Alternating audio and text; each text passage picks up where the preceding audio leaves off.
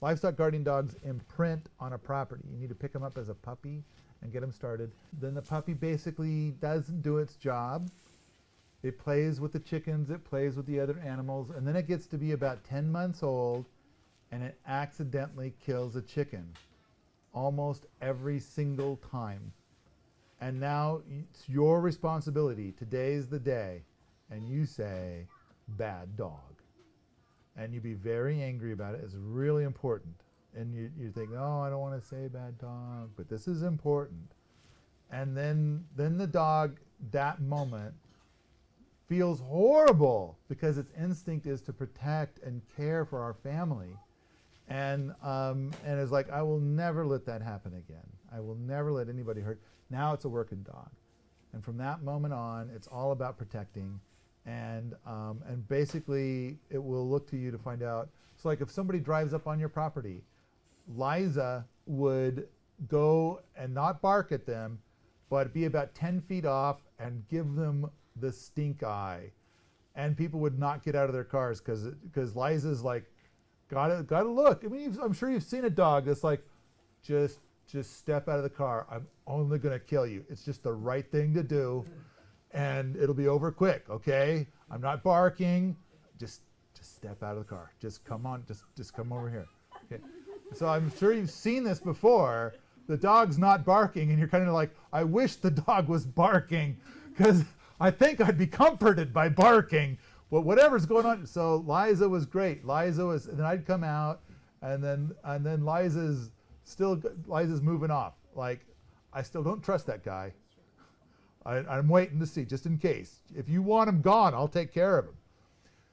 So anytime, and then of course a coyote comes along, and every time a coyote comes through, that just cuts back on the amount of kibble we buy. And so Liza's great at getting her own food. All right, let's move along. 90% of small farms lose chickens or cannot raise chickens simply because they follow this path. I need to experience the wildlife. So I'm sure you've met a lot of people who live in the country, and it's like, I need to experience the wildlife. I need to have, I want to see the deer come through. I need to see, this come through and that come through, and take pictures and see them off my porch. And that's great. That's great. But it's extremely difficult to raise animals in that kind of environment. It's possible, but extremely difficult. You're going to have to build Fort Knox to protect your animals from any kind of predators in that environment. By the way, you all do know that we have mountain lions here, right? Okay. Has anybody seen them? Yeah, a couple people did. Yeah. So like all the children were running loose up on the hill, and the children saw them, and it's like, and then whenever people bring kids out here, I said, oh, so you're going to be trolling for mountain lions, huh? Because about once a year here in Montana, a mountain lion picks off a kid, usually an unattended toddler, about once a year. And so I really think, don't leave your kids unattended, but, Cliff, hey, Cliff, hi, how's it going? How are those boys? Well, you have more than one child, you spares. And they eat so much. It's like, come on, kids. You keep talking about cutting down on food bills. So, but I think, of course, no children have been consumed here yet. But we did see the mountain lion. Did the boys see the mountain lion? No, but they talked to Jason and Trenton, who did see him. Tell us the story again. Didn't some dogs get picked off here? Josiah's dog went missing. Went missing. And then the neighbors over here, he came out just in time to see a mountain lion grab his dog and take it. Well, how big of a dog? What's that? How what big was of a it? dog? I think it was not a terribly big dog, but I don't think it was like, a Chihuahua or anything. It was just a little small house dog. But cats, they a lot of people lose their cats, but it's like tough to tell, like, is it mountain lion or something else? Cats can get picked off by a lot of different things. How would a traditional livestock guardian dog do? Would it probably frighten the mountain lion?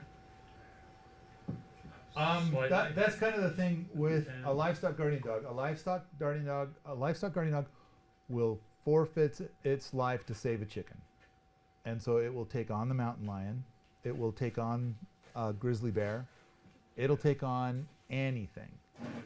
And Number 3 says 2, at least 2 dogs.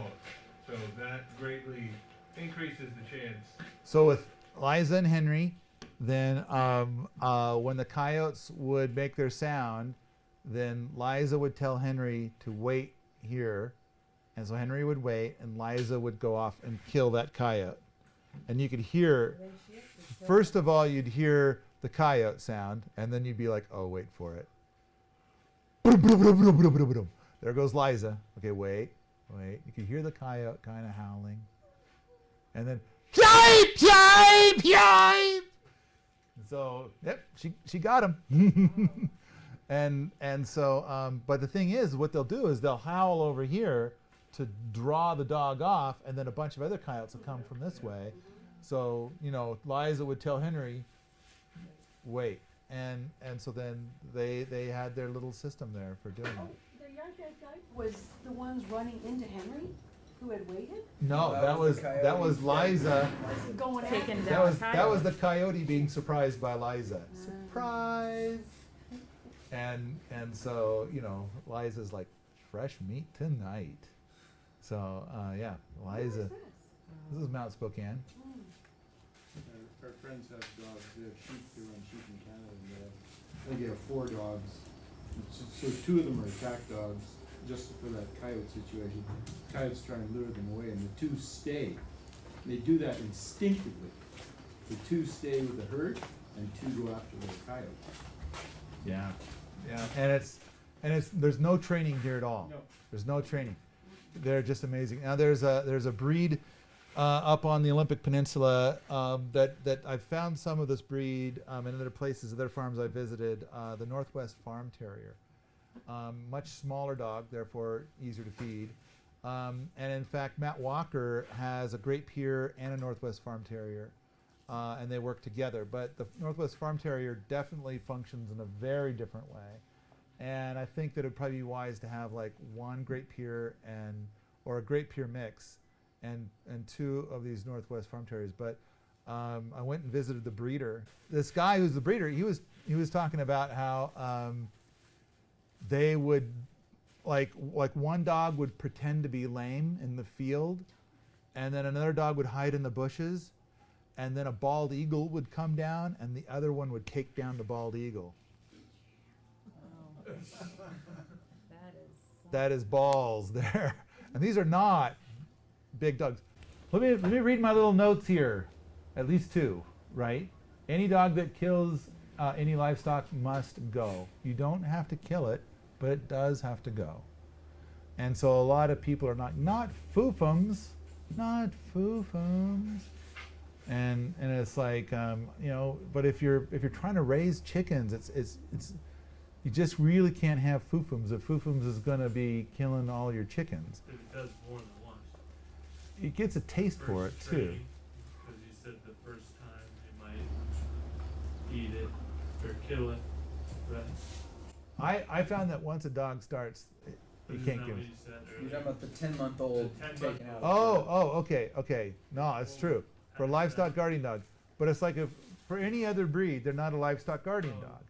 And so it's like they're going to keep doing it. A livestock guardian dog is going to kill that chicken not because it wanted to eat it, and it doesn't eat the chicken. It doesn't, it's because it's not like it's hungry and wants to eat the chicken. Instead, what happens is it starts playing with the chicken. It wants to play, and then it just played a little too rough. And oh no. And once it gets to oh no mode, and you come and you say bad dog, it's like you just activated livestock guardian dog mode. And so this is the process. But with other dogs, you have a German Shepherd and it kills a chicken and it eats it. And then it kills another one and eats it. And and then people are like, no, don't kill foofums. So we had somehow this neighbor had a dog that came to our property, and Liza told that dog it was a German Shepherd. And so Liza told that dog what it's going to do, but that dog didn't always do what Liza wanted. And so we kept calling the neighbor, your dog's over here again. And then finally the neighbor said, the dog's decided to live with you. And this was like a purebred German Shepherd. It's like a $500 dog or $1,000 dog. And it's like, I don't want a German Shepherd here. But the guy wouldn't take it, and the dog just kept coming over to our place. And so anyway, we called his name was supposed to be Tucker. After about a year, Tucker got a taste for turkey. And so then Tucker had to go. And we found a home for him in town. When you have livestock guardian dogs, all your predator pressures just go away. It was amazing how many, we raised so many hundreds, thousands of chickens and hogs and all kinds. Hogs don't really need, much protection, but goats, everything that we raised turned out to be like no more problems of any kind as long as we had livestock guardian dogs. Fences could be shoddy, doesn't matter. Livestock guardian dogs are going to protect everything no matter what. And then, hawks would sometimes come by and be eyeballing baby chicks.